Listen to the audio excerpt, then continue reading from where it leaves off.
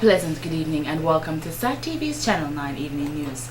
I am Nisha Charles. And I am Desmond Joseph. And we are your presenters for the evening. Thank you for joining us. Among the major developments, large turnout for UWP's protest of controversial presidential nomination. Mexico seeks to strengthen cooperation with Jamaica. Thousands protest around Muslim world. And in sports, a new executive has been placed for the Pioneer Athletics Club for the next 2 years. Details of these and other stories after the break. Support local. Support SAT Telecommunications Limited, the people's choice. Join hands with us. Come and sign up for your digital TV connection today. We got the sharpest, cleanest, brightest digital TV connection. No antiquated analog service, only pure digital and many new packages coming soon. With latest in sports, movies, children programming and much more. So if you have your flat screen TV and you want to see quality TV, join now. Sign up today for your digital television. Support local, support SAT Telecommunications Limited, the people's choice. Do you know what problems you have in your body? Well, we have wonderful news for you. The iridology test. The iris reveals your health, and through a picture of your eye, the iridologist can see all the problems that you have and you didn't know they were in you.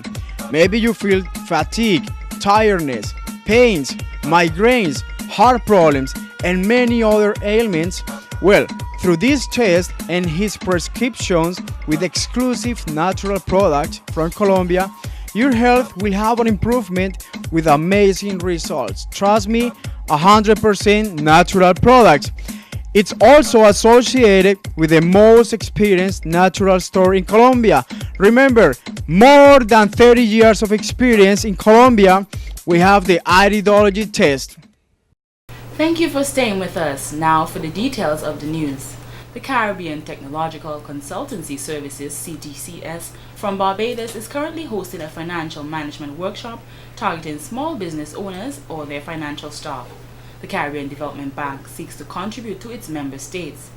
Mr. Michael Thomas, representative of the CTCS, says one of the bank's strategic operations is to promote broad-based economic growth by providing support to private sector development aimed at enhancing the viability of small, micro, and medium-sized enterprises. The CTCS network is one of the bank's primary vehicles in contributing to the development of MSMEs in its borrowing member countries. The CTCS network provides subsidized Caribbean expertise to individuals, enterprises, and organizations who would otherwise not be exposed to such expertise. The program has close involvement with local financial institutions, small enterprise development agencies, national and community-based organizations, and associations of industry and commerce. The program endeavors to ensure its responses are timely and appropriate to the growing and diverse needs of the growing SME sector. The CTCS network therefore seeks to develop and improve the technical and managerial skills of entrepreneurs, as well as enhance the capacity, productivity, and competitiveness of MSMEs. Interventions in this regard contribute towards the creation of employment opportunities and increased income earnings, thereby contributing to improving sustaining livelihoods. The CTCS is collaborating with Aid Bank on this workshop.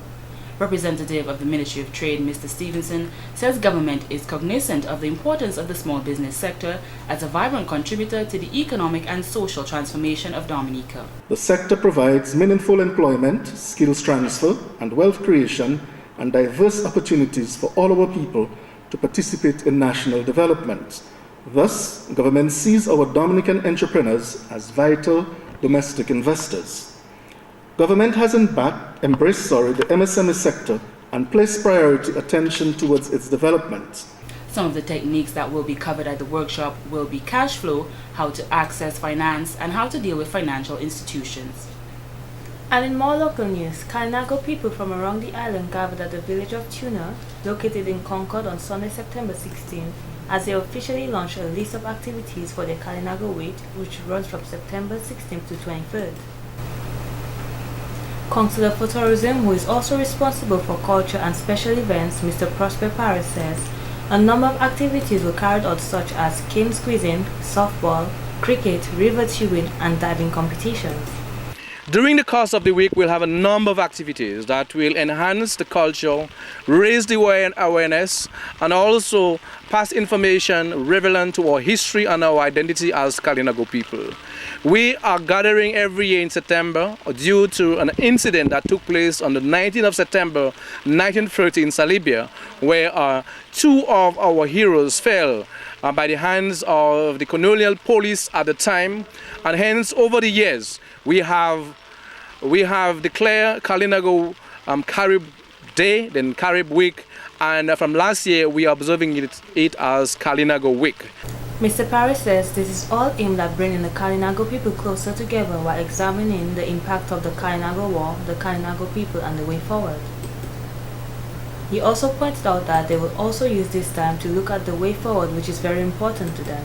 The settlement constitution is adoption of the different hamlet committees. We have, of course, the Kalinago council responsible, but we does not have a councillor in every hamlet. We have 8 hamlets, and we doesn't have a councillor responsible for each hamlet. However, the development committees or hamlet committees play a very significant part into, they are our eye on their communities. They look at the local development, they make reports, they make recommendations, and they themselves execute some of the programs and activities that is required in the village, beautification, maybe the building of bus stops, maintaining community building, and those type of work there. He also stated that this constitution is very important so that these communities will always work together under the same bylaws but would have a comprehension by law that will be used for other hamlet communities.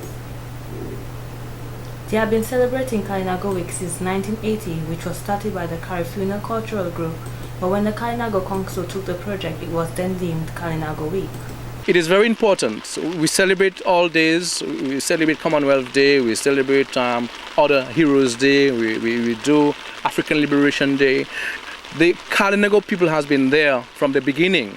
And we think it is very important that we recognize the contribution of the Kalinago people. The Kalinago people themselves realize the contribution we have made to national development and our sense of the pride and dignity of Kalinago people, where we came from, what we stood for, and right now where we are, and looking the way forward for how we can develop ourselves in the country of Waitukubuli, Dominica. Mr. Paris added that the Kalinago people must be very proud of what they are while not forgetting the contributions they have and continue to make to the history of Dominica. He went on to highlight one of the issues they are currently facing. There are different areas of agriculture or forest, for example, we're having a very negative impact on our forests. We have the bleeding of Ogwami, a lot of deforestation are taking place in our forests right now, and Kalinago people love the forests. And we want to maintain our forests, replant our forests. We want to keep the tradition of basketry, that we introduce more raw materials to be planted in the forest. Some of the activities for Kalinago Week 2012 are a radio program for 1 hour to discuss issues affecting them, which will take place on Tuesday, September 18th, a site visit to 1930 on the Carib Uprising on Wednesday, September 19th, and a hike to segment 6 on the Waitukubuli National Train on September 21st. The 2012 contestants for the Miss Kalinago and Princess Naturi contest were featured at the launching ceremony.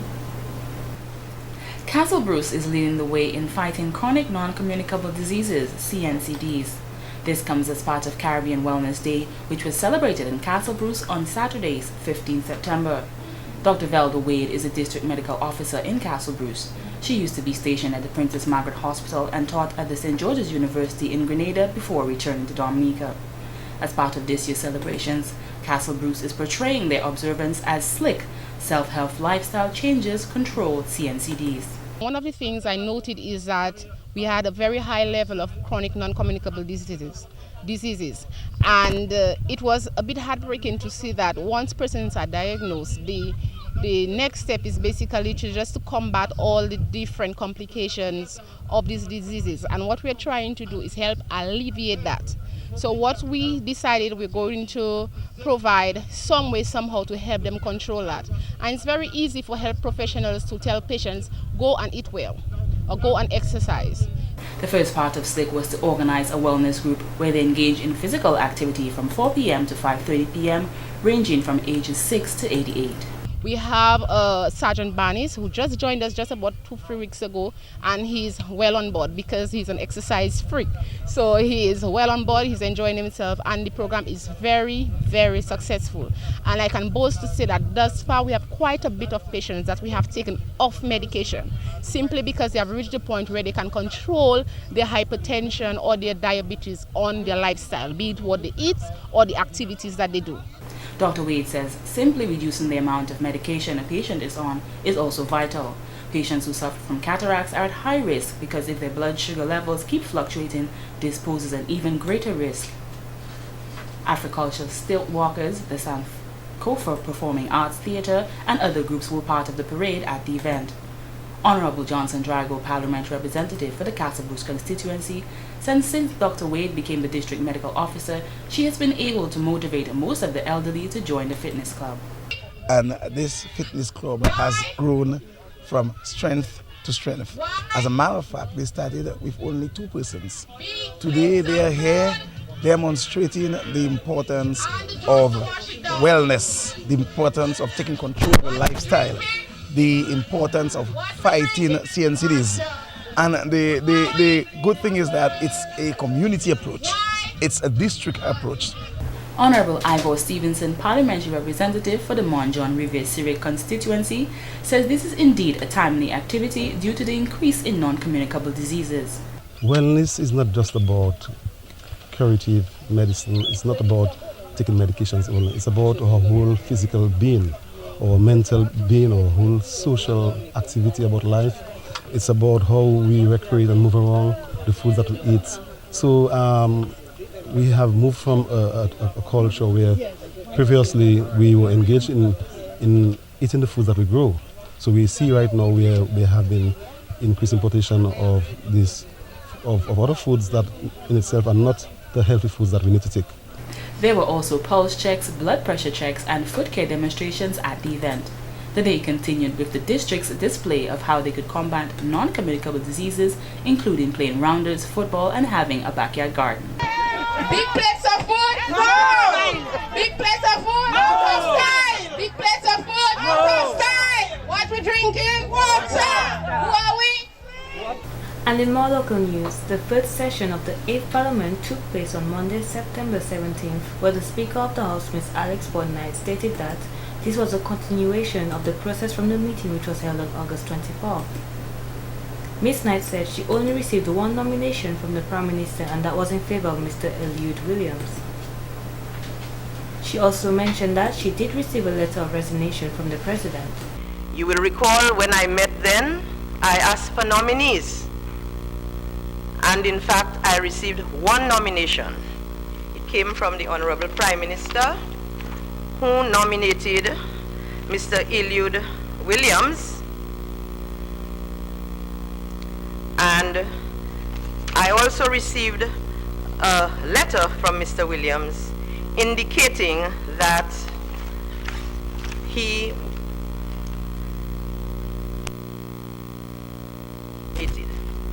this being the case, and importantly, that I received a letter from His Excellency, the President of the Commonwealth of Dominica, wherein he advised me that it was with regret that he had to resign his office as President because of ill health. After the election process, 21 votes were cast in the vote of Mr. Williams, and Mr. Williams was declared as our new President. I have to announce to the House, therefore, that after this election, the clerk has advised that 21 votes were cast in favor of Mr. Eliud Williams.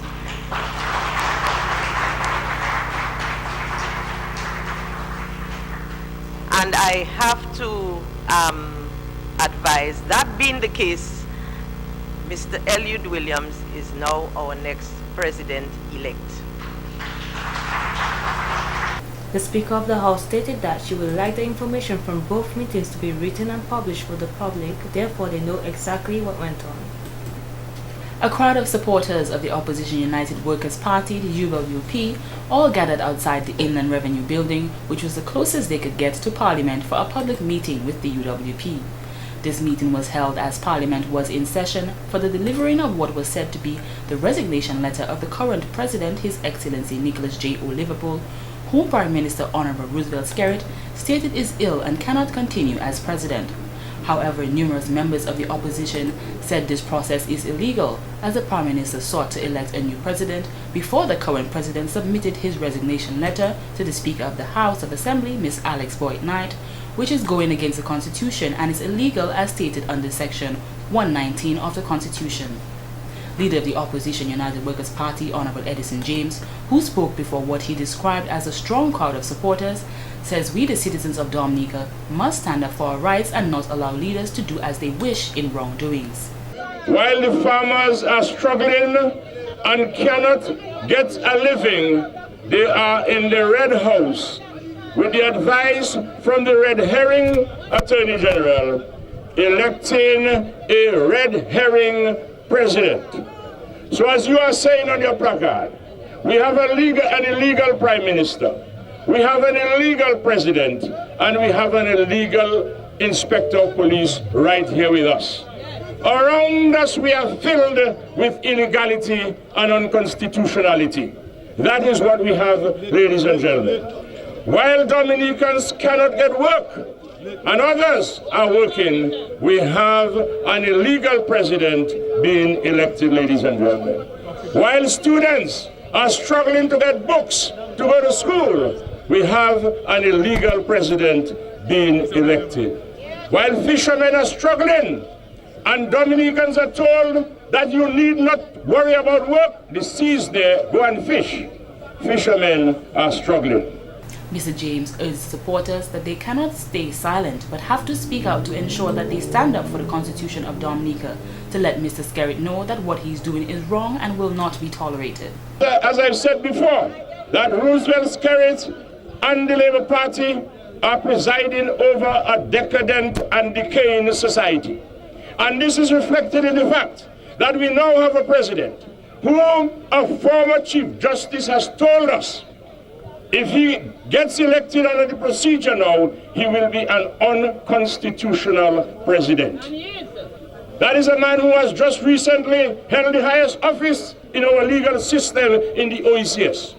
That is the label that will forever be on Elliot Williams, ladies and gentlemen, a president that is unconstitutional and illegal. How then do we tell our children that we must respect this president? How do we say that? How do we admonish our children when this president turns up at their school and they refuse to stand up because he is an illegal president? Mr. James posed a challenge to Mr. Skerrit to name the several Caribbean lawyers who said what he is doing is okay so the Dominican public can know who they are. He also added that not even the senior counsel and the government's lawyer, Anthony Astafans, is prepared to come out publicly to put whatever little reputation he has on the line to say what Mr. Skerrit is doing is right. Ladies and gentlemen, Eliu Charles, a Dominican attorney, has said what they have just done is unconstitutional.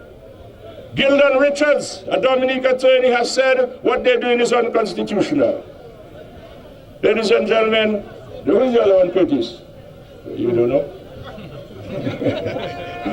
Brian Aline has said it's unconstitutional. Those are people who have put their positions on the record. There are 3 other prominent Dominican lawyers, including Acusi, who has said that what they're doing is unconstitutional. I challenge Skerrit to bring forward those people who advise him that what he's doing is unconstitutional, ladies and gentlemen. And I now turn to Elliot Williams. Those who have said, including some of us, that we had no problem with Elliot Williams. Let me put it on the record now that we have a problem with Elliot Williams. That's right. No. Because Elliot Williams either must know that what he's been involved in is unconstitutional. That's right. That's right. Or he does not know it's unconstitutional. If he does not know, then he's not equipped to be the person to guide our constitutional integrity. You understand? Senator Ezekiel Basil says this current process of appointing the new president is a direct attack on the Constitution and the people of Dominica, and we need to stand for our rights. Ladies and gentlemen, I was called sometime last month to attend the sitting of the House. My question to the clerk was, what was the announcement? What was the announcement? She could not tell me what was the announcement, and I did not go. Notice that the media, I said I was not there. That is a statement of importance, and eventually you will see why. You will eventually see why. Ladies and gentlemen, my position was that this government, Alex Boyd Knight and Roosevelt Skerrit, was going to seek to install a president on the back of the people of Dominica outside of the realms of the Constitution. However, members of our party and members of the parliamentary opposition went into the House and made a case on behalf of the people of the Commonwealth of Dominica, and the case was simple. We were simply saying, let's get it done right. Senator Basil added that we must all unite against the illegal activities that are going on with the Labour Party government to effect change which is no longer an option but a must. They called the sitting prior to the resignation of the president, so how they knew he was going to resign? How did you know that he was going to resign for you to call the sitting of the House? Obviously, something about this mathematics not working, it is wrong. But no, she continued. And they're in there now. They're in there now, but I'm out here. Because I'm not going in there for them to say participate. I ain't going in there. I smarter than that. But warn them, it's not all over. It's not all over. They can swear in who they want, when they want, from January to December, until such time, ladies and gentlemen, until such time that it is done right, it is not right. Investigative journalist Mr. Lennox Linton said that the Speaker of the House in Parliament on Monday, September 17th, said that she received a nomination and acceptance of the nomination, then a letter from the current President, His Excellency Nicholas J. O. Liverpool. However, to his amazement, the letter was not read, so there is no way to verify if she indeed received the letter from the President. And then they proceeded to elect the new president. He got 21 votes. Mr. Timothy was absent and sent an excuse. Kelvadaru was absent and sent an excuse. And I don't know what happened to the others. There was supposed to be 26. He got 21. And the president will be sworn in this afternoon at 4 o'clock. Not even the timing for the swearing in, which the Constitution says should happen on the day after the gentleman is declared as the president, could Mr. Skerrit and his gang get right.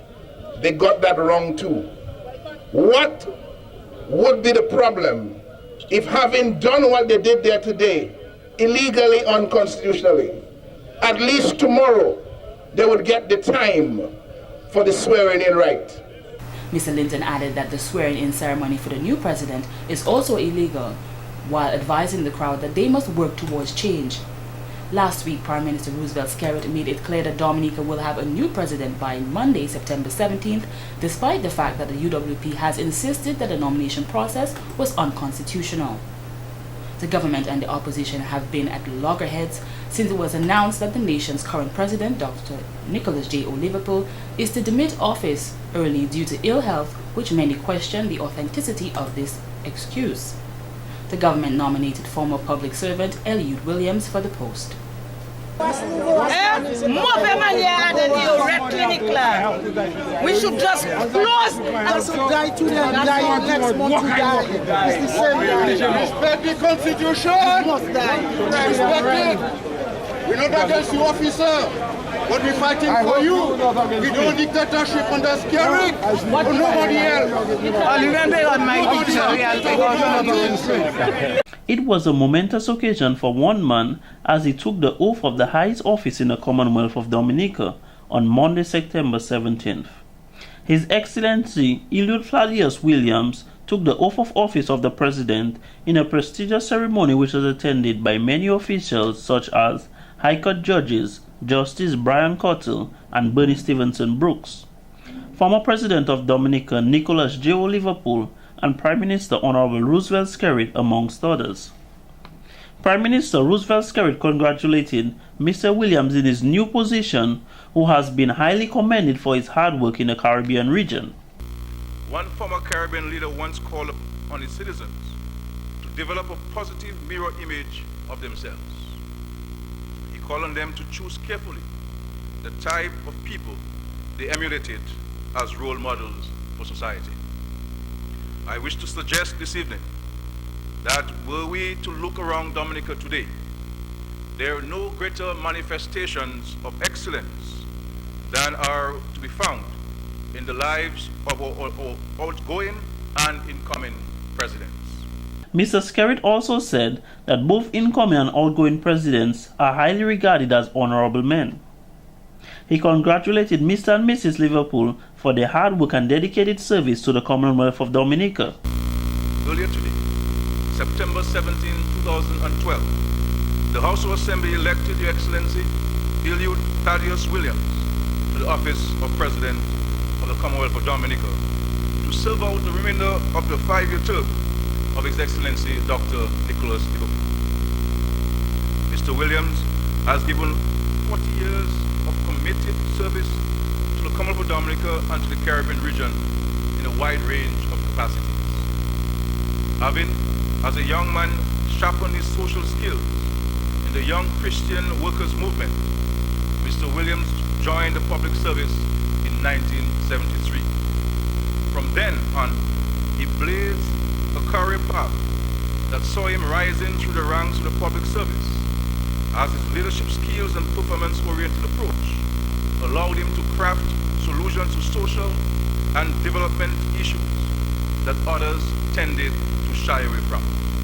Mr. Skerrit also added that Mr. Williams is a proud son of the village of St. Joseph and is confident that he is now Dominica's president. The office of the president is one to which we should all ascribe deference. The president is a head of state and is a symbol of national identity, as well as a focal point of national unity. The head of state thus transcends partisan rivalry, and his role has been succinctly summarized by a commentator on the English Constitution, Sir Walter Bagehot, as a preeminently, and I quote, dignified element of the Constitution, end of quote. I have every confidence that with the tremendous goodwill with which His Excellency is entering the office of the President of the Commonwealth of Dominica, that he will execute the duties of this office to the satisfaction of all and in strict adherence to the provisions of the Constitution. Sir, I wish you God's guidance, wisdom, and understanding as you undertake your duties as President of the Commonwealth of Dominica. His Excellency Eliud Williams says when he reminisces on Dominica's 33 years of independence and will be celebrating its 34th anniversary very soon, we have come a long way, and it is his honor to be called by the citizens to be the President of the Commonwealth of Dominica. Fellow Dominicans, today I make a commitment to safeguard the laws and governance system of our country. And I ask for your commitment. I ask for a commitment from you as well to continue to build upon the work we have done. That is, work with our communities.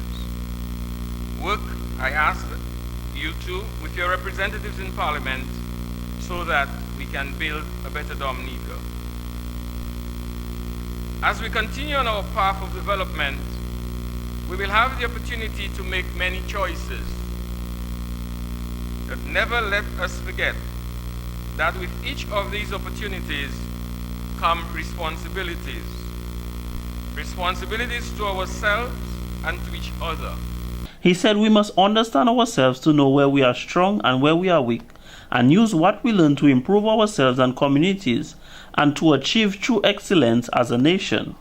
Recently, there has been far too much misinformation about the appointment and powers of the President. Therefore, I propose to share with you some facts on the role of the President, his constitutional functions, and his relationship to the citizenry. I stand before you today because President Nicholas Liverpool has resigned, and in keeping with Chapter 2 of our Constitution, Parliament has elected me to serve the remainder of his term. Dr. Liverpool has served the interests of Dominica faithfully for many years, and I wish him well in his future endeavors. His Excellency added that though there were persons calling for a delay in electing a new president, the Constitution does not make provisions for the state to stay headless for any period of time. Some of the most noticeable duties of the President are to call Parliament into session, to pause the session temporarily, and to dissolve Parliament entirely, resulting in an election. The President must also appoint the Prime Minister, and the power to appoint is not just important when forming a new government after an election.